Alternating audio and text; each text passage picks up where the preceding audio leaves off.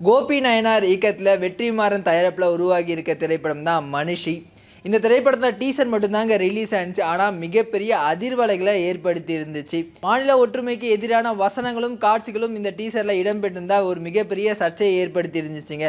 இந்த படத்துக்கு நாங்கள் சென்சார் பண்ண மாட்டோம் அப்படின்ட்டு சென்சார் போர்டுமே ஒரு பக்கம் சொல்லியிருந்தாங்க. இது மிகப்பெரிய சர்ச்சையை ஏற்படுத்தி இருந்துச்சு. ஒரு பக்கம் பார்த்தீங்கன்னா கருத்து சுதந்திரத்தில் சென்சார் போர்டு தலையிடுது அப்படின்ற மாதிரியான பிரச்சனைகளாக ஒரு பக்கம் இருந்துச்சு. இந்த நிலையில் நீதிபதி இதுக்கு என்ன சொல்லியிருந்தாரு அப்படின்னா, இந்த மாதிரி தயாரிப்பாளரும் சென்சார் போர்டு மெம்பர்ஸும் உட்காந்து பேசுங்க, எந்தெந்த காட்சிகள்லாம் சர்ச்சையாக இருக்கோ அதெல்லாம் பேசி அந்த இடத்துல மியூட் பண்ணணுமா இல்லை அந்த காட்சிகளை எடுக்கணுமா அப்படின்ற மாதிரி நீங்கள் பேசி ஒரு முடிவுக்கு வாங்க அப்படின்னு சொல்லியிருந்தாங்க. இதை மதித்து சென்சார் போர்டு பார்த்தீங்கன்னா ஒரு 37 இடத்துல கட் சொல்லியிருந்தாங்க. இதை எதிர்த்து வெற்றிமாறன் திரும்ப கேஸ் போட்டிருந்தா இந்த மாதிரி காட்சிகளை வைக்கணும் அப்படின்ற மாதிரி சொல்லியிருந்தாரு. இது கோர்ட்டில் ஒரு பரபரப்பாக ஆகியிருந்த நிலையில் பார்த்தீங்கன்னா இன்னைக்கு நீதிபதி ஆனந்த் வெங்கடேஷ் ஒரு தீர்ப்பை வழங்கியிருக்காருங்க.